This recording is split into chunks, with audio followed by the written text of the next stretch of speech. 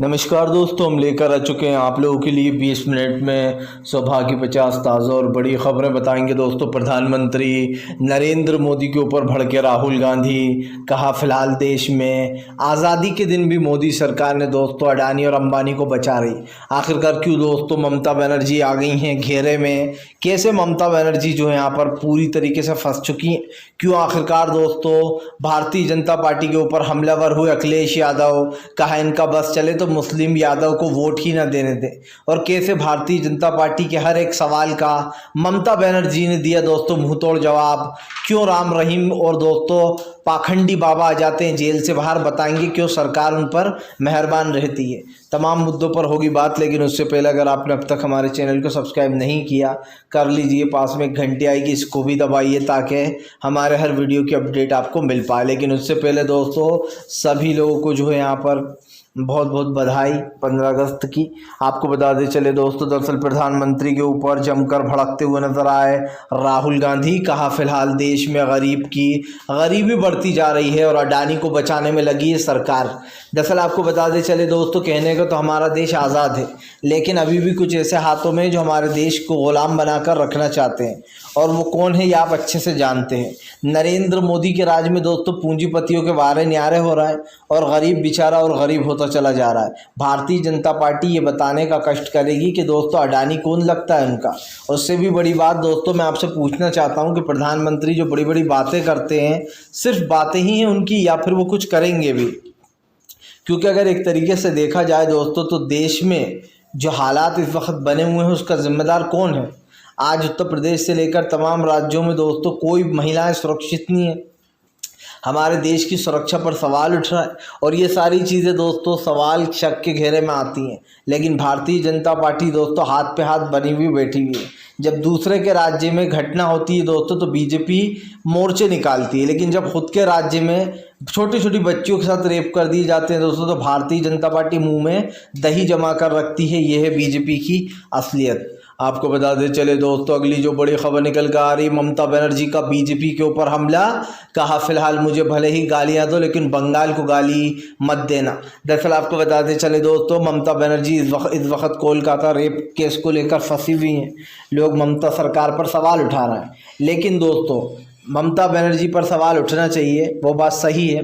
लेकिन दूसरा सवाल ये बनता है दोस्तों कि जो सवाल उठा रहा है वो तो उसको तो सवाल उठाने का हक बनता ही नहीं है, और वो है बीजेपी। अगर मान लीजिए राहुल गांधी ये कहते हैं कि इंसाफ मिलना चाहिए और फैसला नज़ीर बनना चाहिए ताकि लोग इसे याद रखें, मैं तो कहता हूँ दोस्तों उन्हें चौराहे पर लटका देना चाहिए जिन्होंने किया है। लेकिन उससे भी बड़ी बात पता है क्या है दोस्तों? उससे भी बड़ी बात यह है कि राहुल गांधी करें ये बात तो समझ में आता है, लेकिन बीजेपी करे ये बात तो समझ में नहीं आता। क्योंकि उत्तर प्रदेश में दोस्तों आप समझिए 6-6 साल की छोटी छोटी बच्चियों के साथ रेप कर दिए जाते हैं और मोदी सरकार चुपचाप बैठी रहती है। ये वही सरकार है जो कोरोना के टाइम पर करोड़ों लोग मारे गए, चुपचाप बैठी रही। ये वही सरकार है दोस्तों जिसने हाथरस वाले कांड को दबाने के लिए रातों रात योगी ने जो है उस लाश का अंतिम संस्कार करा दिया था ताकि दोस्तों पोस्टमार्टम में कुछ पता ही ना चले। तो आप समझ सकते हैं एक ऐसी सरकार जो है यहाँ पर दोस्तों अगर ये बातें करे या फिर सरकार ममता पर सवाल उठाए तो समझ में नहीं आता। ममता बनर्जी ने बीजेपी पे ऊपर हमला बोलते हुए कहा कि खुद के राज्यों में क्या हो रहा है बीजेपी उधर नहीं झांकती है, दूसरे के राज्य में क्या चल रहा है ये बीजेपी को दोस्तों जानना है। उससे भी बड़ी बात पता है क्या दोस्तों, भारतीय जनता पार्टी को ये पता ही नहीं है कि बंगाल में जो हुआ है वो उसकी भी जिम्मेदारी है ममता बनर्जी के साथ साथ। क्योंकि केंद्र भी दोस्तों एक्टिव या तो बीआरएफ के जवानों की बात करती है या इधर उधर की बात करती है, या तो बड़े एक्टिव रहने की बात करते हैं, या फिर अब जो है बिल्कुल पूरी तरीके से एक्सपोज हो चुके हैं। आपको बताते चले दोस्तों, अगली जो बड़ी खबर निकल कर आ रही है, राहुल गांधी की अपील। राहुल गांधी ने ममता बनर्जी से कहा कि फ़िलहाल एक ऐसा फैसला लिया जाए जो लोगों के लिए यादगार रहे, नज़ीर बने। दरअसल दोस्तों देखिए ये बात तो सच है कि सीबीआई की कार्रवाई हो या किसी और बड़ी इन्वेस्टिगेशन ऑफिसर इसमें आ जाए, लेकिन दोस्तों सीधी सी बात है जो लड़की चली गई जिसके साथ ये सब कुछ हुआ वो अब वापस तो नहीं आ सकती, उनके पिताजी कह रहे हैं। और सीबीआई की जांच अब हम कराकर भी क्या कर लेंगे। लेकिन दोस्तों मैं उनसे ज़रूर कहना चाहूँगा कि ये बात बिल्कुल सच है कि वो अब कभी वापस नहीं आएंगी। ये भी सच है कि हम आपकी तकलीफ़ समझ सकते हैं, इसको भुलाया नहीं जा सकता। लेकिन आप ये क्यों भूल रहे हैं कि उन दरिंदों को नहीं छोड़ना चाहिए। आपको उन दरिंदों के ख़िलाफ़ सख्त से सख्त कार्रवाई करनी चाहिए और उनको फांसी तक पहुंचाना चाहिए। वरना आज आपकी बेटी थी, कल हो सकता है दोस्तों किसी और की बेटी हो, बहन हो, कोई भी हो सकता है दोस्तों। ऐसे दरिंदों को सरकार पनाह देती है दोस्तों। अगर ऐसे लोगों को बीच में ही रोक दिया जाए और फांसी पर लटका दिया जाए तो दोस्तों इनकी हिम्मत नहीं होगी दोबारा। लेकिन हमारे देश की सरकार, और ये मैं सबके लिए कह रहा हूँ, ऐसा नहीं है कि सिर्फ बीजेपी के लिए कह रहा हूँ दोस्तों, हमारे देश की सरकार जब से सरकारें बनी है दोस्तों, तब से एक चीज़ पर हमने नज़र डाली कि इन रेपिस्टों को दोस्तों बाकायदा फांसी के तख्ते पर नहीं लटकाया जाता। इनको या तो उम्र कैद की सज़ा दी जाती है या फिर दोस्तों ये बीच में 10-15 साल की सज़ा देकर इनको छोड़ दिया जाता है। हमने देखा कैसे बिल्किस बानो के साथ दरिंदगी करने वाले वो 5 लोग कैसे जेल से रिहा हो गए थे, सॉरी वो 11 लोग दोस्तों, उनको बाकायदा बीजेपी ने छोड़ दिया था ये कहकर कि इनका जेल में अच्छा व्यवहार है। बताइए आप, 11 लोगों ने एक दोस्तों 3-3 घर की महिलाओं से रेप किया, उनको मार दिया और बिल्किस बानो की छोटी बच्ची भी मारी गई थी, और उसके बाद आप ये कहकर उन्हें छोड़ देते हो कि इनका व्यवहार अच्छा था। मतलब कल को आप समझिए दोस्तों, ऊपर वाला ना करे इनकी फैमिली किसी मेंबर के साथ ये होगा तो क्या तब भी यही कहते कि उसको छोड़ दो, अब अच्छा व्यवहार था। ये लोग दोस्तों आप समझिए, सरकार जो है वो खुद ही पनाह दे रही है और बीजेपी में तो कुछ ज़्यादा ही इस तरीके की घटनाएं हो रही हैं। सबसे बड़ा सवाल दोस्तों, हमने एक चीज़ नोटिस की कि राहुल गांधी ने ममता बनर्जी से इस चीज़ की अपील की। बहुत अच्छी बात है दोस्तों, क्योंकि कम से कम बहुत सारे नेता ऐसे हैं जो इस पर अपनी आवाज़ उठा रहे हैं पार्टी के होकर भी, जबकि इंडिया गठबंधन का हिस्सा है राहुल गांधी। लेकिन राहुल को पता है दोस्तों कि अगर कुछ गलत हुआ है तो उस पर बोलना चाहिए। कभी कभी दोस्तों कुछ लोग इसलिए भी चुप रहते हैं कि हमारी सरकार का नुकसान होगा। जैसे महुआ मोहित्रा हैं, वो कितना अच्छा बोलती है, लेकिन जब से ये केस हुआ बोल नहीं रही हैं और लोग उन पर सवाल उठा रहे हैं कि आप क्या हो, टीएमसी की महुआ को क्या हुआ जो हमेशा अपना पॉइंट ऑफ व्यू रखती थी। यही नहीं, अजीत अंजुम का पर को ब्लॉक भी कर दिया है महुआ मोहित्रा ने। उन्होंने एक सवाल पूछ लिया तो ऐसा अजीत अंजुम सर जो हैं उन्होंने कहा है। हालांकि हम ये भी जानते हैं कि अजीत अंजुम सर एक बहुत अच्छे पत्रकार हैं और उन्होंने जाहिर सी बात है कुछ तीखा सवाल पूछ लिया होगा महुआ मोहित्रा से। मैं इतना, देखिए महुआ मोहित्रा एक बहुत अच्छी सांसद हैं, बीजेपी को हमेशा धोती हैं, लेकिन मैं उनसे कहना चाहूँगा कि उनको अपना पॉइंट ऑफ व्यू देना चाहिए और ये जो घटना हुई है उस पर बोलना चाहिए। वरना उनमें और स्मृति ईरानी में कोई फ़र्क नहीं रह जाएगा दोस्तों। जो स्मृति ईरानी मणिपुर की घटना पर चुप बैठी रहीं, वैसे ही दोस्तों अगर महुआ भी चुप रही तो लोग उन्हें भी वही समझेंगे जो स्मृति को समझते हैं वो। इसीलिए कहता हूँ कि भैया अगर कुछ हुआ है तो हिम्मत दिखाओ, भले अपनी सरकार में हुआ बोलो आप, क्योंकि ये एक अलग वे है। आपको बताते चले दोस्तों, अगली जो बड़ी खबर निकल कर आ रही है, भारतीय जनता पार्टी को लगा 440 वोट का झटका दोस्तों। वक्फा बिल को लेकर घिरी बीजेपी, असदुद्दीन ओवैसी ने बीजेपी को जमकर लपेटा। आपको बताते चले दोस्तों, दरअसल असदुद्दीन ओवैसी ने बीजेपी को लपेटे में ले लिया। ओवैसी का कहना है कि फ़िलहाल वक्फा बिल को लेकर बीजेपी का सीधा एक ही मकसद है और वो है मुसलमानों के हर कानून में घुसना। ओवैसी ने बीजेपी के ऊपर निशाना साधते हुए कहा कि बीजेपी को हर धर्म के लोगों के बीच में घुसना क्यों है, ख़ास करके मुसलमानों में।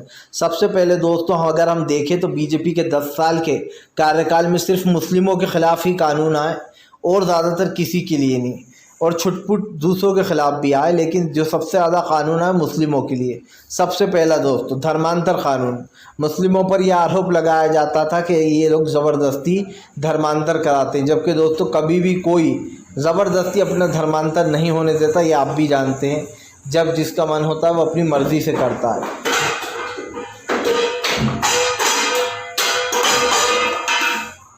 दूसरा दोस्तों, भारतीय जनता पार्टी जो है वो पूरी तरीके से ये कोशिश करती है कि वो किसी तरीके से जो है यहाँ पर इस चीज़ को बुलवा लिया जाए। लेकिन दोस्तों हमने एक चीज़ को ज़रूर देखा है, वो है भारतीय जनता पार्टी की दोस्तों साफ दिखाई दे रहा है दोस्तों कि बीजेपी पूरी तरीके से एक्सपोज होती हुई नज़र आ रही है। और आप भी जानते हैं कि फ़िलहाल ये मामले कई बढ़ रहे हैं, इन चीज़ों पर जो है हमें ध्यान देने की ज़रूरत है। और वैसे भी 10 साल में मुस्लिमों के ख़िलाफ़ कोई ऐसी चीज़ नहीं है जो आई ना हो। धर्मांतर क़ानून, उसके बाद लव जिहाद लिया है कि ये लोग लव जिहाद कर लेते हैं दोस्तों। उसके बाद चले तो बच्चों ज़्यादा होते हैं मुस्लिमों के, या फिर कुछ और ऐसे इस तरीके के हज़ारों तरीके के कानून लाए गए, लेकिन सिर्फ मुस्लिमों के ख़िलाफ़, क्योंकि मोदी सरकार की मंशा मुस्लिमों को परेशान करना है, इसके अलावा और कुछ नहीं। आपको बता दें चले दोस्तों, अगली जो बड़ी खबर निकल कर आ रही है, भारतीय जनता पार्टी के ऊपर दोस्तों जमकर भड़कते हुए नज़र आए दोस्तों संजय सिंह बोले कोई भी इस देश में किसी को रोक नहीं सकता, अरविंद केजरीवाल जेल से बाहर आकर रहेंगे। दरअसल आपको बताते चले, संजय सिंह का कहना है कि आम आदमी पार्टी को बीजेपी ने हर तरीके से तोड़ने की कोशिश कर ली, पैसों के बल पर, ईडी के बल पर, सीबीआई के बल पर, लेकिन हमारे नेता बिकने को तैयार नहीं है। संजय सिंह ने कहा कि बीजेपी आज से नहीं, लंबे समय से ये कोशिश कर रही है कि वो हमारे नेताओं को ख़रीद ले, लेकिन दोस्तों सच्चाई ये है कि आम आदमी पार्टी को बीजेपी आज तक तोड़ नहीं पाई। यही कारण है जो भारतीय जनता पार्टी हमेशा दिल्ली की फिराक में तो रही, पर दिल्ली कभी उसके पास नहीं आया, और इसी को लेकर जमकर आम आदमी पार्टी ने बीजेपी पर भड़ास निकाली है। संजय सिंह ने कहा कि फ़िलहाल मनीष सिसोदिया 17 महीने बाद जेल से बाहर आए और हमें उम्मीद है कि अरविंद केजरीवाल जी जल्दी ही जेल से बाहर आएंगे। ऐसा दूसरी तरफ आपको बता दें, केजरीवाल के सपोर्ट में संजय सिंह ने यह भी कहा कि फ़िलहाल अरविंद केजरीवाल जी को जानबूझकर फंसाया गया बीजेपी द्वारा, क्योंकि उन्होंने दिल्ली के लिए इतना अच्छा काम किया। लोग उन्हें दोस्तों दिल्ली के काम, चाहे स्कूल हों, बसेस हों, या फिर दोस्तों तमाम चीज़ें हों, उसके लिए याद रखते हैं। और उससे भी बड़ी बात पता है क्या दोस्तों, भारतीय जनता पार्टी मुंह की पक पक करती है, इससे ज़्यादा और कुछ नहीं कर सकती बीजेपी। आज जो लोग ने भी बीजेपी को वोट दिया है दिल्ली में, जिन्होंने 7 सीटें बीजेपी को जिता दी, मेरी समझ में ये नहीं आया कि बीजेपी को उन्होंने क्या समझ के, क्या सोच के वोट दे डाला। क्योंकि दोस्तों ऐसे लोगों को वोट देना जो लोग कुछ नहीं करते हैं, ये तो अपने आप में भैया एक बड़ा सवाल बनता है। और कौन लोग इनको वोट देकर सपोर्ट कर रहा है दोस्तों, ये आपसे छुपा नहीं है। मैं आपको सिर्फ इतना बताना चाहता हूँ कि ये लोग चाहे कुछ भी करते रहें, सपोर्ट करें या ना करें, देश की जनता तो देख ही रही है, और जनता को समझ में भी आ रहा है कि देश में चल क्या रहा है। सिर्फ दूसरे विपक्ष को परेशान करना और ख़ुद के नेताओं को बचाना। आपको बता दें चले दोस्तों, पैरोल पर 8वीं बार निकला राम रहीम जेल से बाहर। चुनाव के वक्त घिर गई बीजेपी पर बरस पड़ा विपक्ष ने घेरा। दरअसल दोस्तों आसाराम और बाबा राम रहीम, ये 2 नाम ऐसे हैं जिन्हें कभी कोई भूल नहीं सकता, क्योंकि बाबा राम रहीम के इतने बड़े बड़े कांड हैं जिनको आप चाहकर भी नहीं भूल पाएंगे दोस्तों। और ये सबसे बड़ा दरिंदा था, ये भी मैं आपको बता देना चाहता हूँ। राम रहीम दोस्तों किसी दरिंदे के से कम नहीं थे, दरिंदे से। उसने अपने ठिकाने पर इतनी बड़ी बड़ी सुरंगें बना रखी थी, वो सुरंगें डायरेक्ट स्कूल में निकलती थी दोस्तों, कॉलेज में, स्कूल में, और वहाँ से वो लड़कियाँ उठाकर ले आया करते थे सुरंग के सहारे। यही नहीं दोस्तों, इस बाबा राम रहीम ने कई लड़कियों को मारकर वहीं पर दफना दिया। कई लड़कियां आज तक मिली नहीं, और बाबा राम रहीम के नाम पर कई बड़े बड़े घोटाले भी हैं दोस्तों। लेकिन 8वीं बार कल बाबा राम रहीम को पैरोल मिल गई। मैं पूछना चाहता हूं कि एक ऐसा खूंखार दरिंदा जिसने न जाने कितनी लड़कियों का रेप कर दिया दोस्तों, कितनी लड़कियों को मार डाला, इतने सारे मर्डर वाले इंसान को, इतने सारे बेगुनाहों को मारने वाले को कैसे पैरोल दे दी जाती है, सबसे बड़ा सवाल उठता है। और भूलिएगा मत, जब जब चुनाव होते हैं तब तब राम रहीम को पैरोल पर बाहर निकाला जाता है, सच्चा डेरा को, क्योंकि दोस्तों कहा जाता है कि इसकी नरेंद्र मोदी से सीधी डील है, हम तुम्हें वोट दिलाएंगे, तुम हमें जेल से बाहर निकालो। और जेल में भी इसके साथ कैदियों जैसा व्यवहार नहीं होता है दोस्तों, ये बहुत ही आलीशान तरीके से जेल के अंदर रह रहा है। सबसे बड़ी बात आपने देखा, ये कभी भी जेल से बाहर निकलता है दोस्तों तो ये सफ़ेद बाल लेके नहीं निकलता है, ये सजा धजा निकलता है ये बूढ़ाऊ दोस्तों, लेकिन इसके बाल काले करके निकलता है, बिल्कुल तैयार निकलता है। सवाल ये उठता है कि इस राम रहीम जैसे लोगों को बीजेपी पनाह क्यों देती है। सबसे बड़ा सवाल, इस वक्त जो बीजेपी को फ़ायदा पहुंचाएगा जिस राज्य में राम रहीम, उसका नाम है हरियाणा। आपको याद होगा कि दोस्तों पंजाब के जब चुनाव हो रहे थे तब भी राम रहीम का फ़ायदा लिया गया था। राम रहीम को तब पैरोल दी जाती है जब जब दोस्तों चुनाव आते हैं। और यही नहीं, आसाराम को भी बाहर लाया गया है। बताया जा रहा है आसाराम की तबीयत ख़राब है, उसको हॉस्पिटल में शिफ्ट किया गया है, दाखिल किया गया है। दोस्तों मैं आपको महाराष्ट्र का एक किस्सा सुनाना चाहता हूँ। मैं उनका नाम तो भूल गया हूँ, लेकिन दोस्तों वो बेचारे बहुत बुज़ुर्ग थे और वो लाठी मांग रहे थे टेक के चलने के लिए, लेकिन उनको दोस्तों वो मुहैया नहीं कराई गई और मना कर दिया गया। और एक पता नहीं कोई सी दवाई थी, बहुत बीमार थे, वो बुज़ुर्ग थे, लेकिन दोस्तों वो महाराष्ट्र के रक्षक माने जाते थे। बीजेपी ने उनको इस तक की इजाज़त नहीं दी और वो जेल में ही दोस्तों फिर मर गए। लेकिन एक तरफ राम रहीम और दोस्तों आसाराम जैसे लोग हैं जिनके ऊपर इतने गंभीर मुकदमे थे और जो साबित हो चुके हैं, ऐसा नहीं है कि चल रहा है मुकदमा, जो गुनाह साबित हो चुके हैं दोस्तों, उसके बाद इन लोगों को इतनी पैरोल देना और बार बार बाहर निकाल कर लाना, ये तो भैया अपने आप में ही सवाल खड़ा करता है। आप क्या बताना चाहते हो देश को? आप ये बताना चाहते हो कि चाहे किसी के साथ कितना ही बुरा क्यों ना हो जाए, चाहे लोग रेपिस्ट निकले, लोगों को मार दें, उसके बाद भी हम इनको आराम से छोड़ेंगे, खुला छोड़ेंगे, ताकि बाहर जाकर फिर से ये वही कर सके दोस्तों जो ये पहले किया करते थे। तो इस सवालों पर तो देखिए दोस्तों सरकार घिरी है। आपको याद होगा जिसे ये अपनी बेटी बेटी बताता था कि ये मेरी लवनीत बेटी है, पता नहीं क्या क्या बोलता था, उसके साथ भी इसका बताया जाता था कि उसकी बेटी वगैरह है ही नहीं, झूठ बोलता है ये, और तमाम इसने उसका नाम भी रख दिया था कुछ। तो देखिए दोस्तों सवाल तो खड़े होंगे, सवाल तो उठेंगे, और उन सवालों के जवाब ना सरकार के पास है और ना सरकार दे सकती है, क्योंकि जब दोस्तों रक्षक ही भक्षक बन जाएं और वही लोग दोस्तों रेपिस्टों को बचाने में लगे रहें या फिर अपने फ़ायदे के लिए जेल से बाहर निकालते रहें, तो ऐसी सरकार से फिर क्या ही उम्मीद की जा सकती है। और जो लोग उम्मीद कर रहा हो वो तो करते रहो भैया, क्योंकि उनके लिए कोई मायने नहीं रखता दोस्तों किसी की इज्जत या फिर किसी का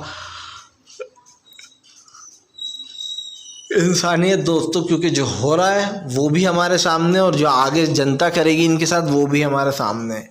अब की बार तो ये लोग दोस्तों किसी तरीके से सरकार बनाने में कामयाब हो गए। जनता ने तो इनको धूल चटा दी, बहुमत का आंकड़े तक भी नहीं पहुंच पाए। इंडिया गठबंधन ने ताल ठोक कर गेम बजाया इनका, लेकिन बीजेपी दोस्तों बैसाखियों के सहारे लंगड़ी सरकार बनाकर बैठी हुई है। जनता परेशान हो रही है और सोच रही है कि इनकी सरकार कब गिर जाए, लेकिन नीतीश और नायडू जैसे लोग जिनको सिर्फ पैसे से प्यार है, वो लोग कुछ भी कर सकते हैं दोस्तों। पैसों के लिए वो अपने ईमान को भी बेच देते हैं। वो लोग देश के साथ क्या ईमानदारी रखेंगे, सबसे बड़ा सवाल है। खैर चलिए बढ़ते हैं एक और अगली बिग ब्रेकिंग की तरफ। बता दोस्तों अगली जो बड़ी खबर निकल कर आ रही है, आपको बताते चले दोस्तों, भारतीय जनता पार्टी के ऊपर जमकर भड़कते हुए नजर आए दोस्तों जो यहाँ पर अरविंद केजरीवाल ने दोस्तों जमकर बीजेपी को जेल से ही लपेटा।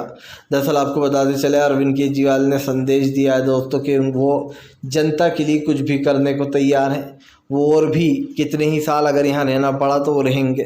केजरीवाल ने यह भी कहा कि जो मेरा जीवन जनता के लिए है, लेकिन अरविंद केजरीवाल के सपोर्ट में दोस्तों उनकी पत्नी सुनीता केजरीवाल और तमाम नेता हैं जो कह रहे हैं कि केजरीवाल को छोड़ना चाहिए। खुद हेमंत सोरेन कई दिन तक 50 दिन तक बेचारे बेगुनाह होने के बाद जेल में रहे, फिर उनको बेल मिल गई। तो दोस्तों जाहिर सी बात है जब ऐसे कोई के केस हो जाए और विपक्ष को फंसाने के लिए सिर्फ ये सब कुछ किया जाए, वो चीज़ तो गलत है। क्योंकि उस चीज़ में दोस्तों एक न एक बड़ा सवाल ये उठता है कि आज जो भी हो सरकार को जो है अपनी तरह चीज़ें नहीं करनी चाहिए दोस्तों, और जो विपक्ष है वो कहीं ना कहीं जनता को बचा रहा है। क्योंकि विपक्ष ना हो तो इतने तो तय है कि भारतीय जनता पार्टी दोस्तों पूरे देश को बेच खाए, इसलिए विपक्ष का होना बहुत ज़रूरी होता है देश के लोकतंत्र में भी। और इसीलिए दोस्तों हम भी इस चीज़ को बार बार कहेंगे कि अब जो ये चीज़ें हो रही हैं इसको समझना बहुत ज़रूरी है। फ़िलहाल दोस्तों अगर आपको हमारा वीडियो अच्छा लगे तो इसको लाइक कीजिएगा, और दोस्तों ज़्यादा हमारे वीडियो को शेयर भी कर लीजिएगा, तो हमें इसी तरीके से जो यहाँ पर चीज़ें समझ में आ जाएंगी हमें। फ़िलहाल तो ज़्यादा वीडियो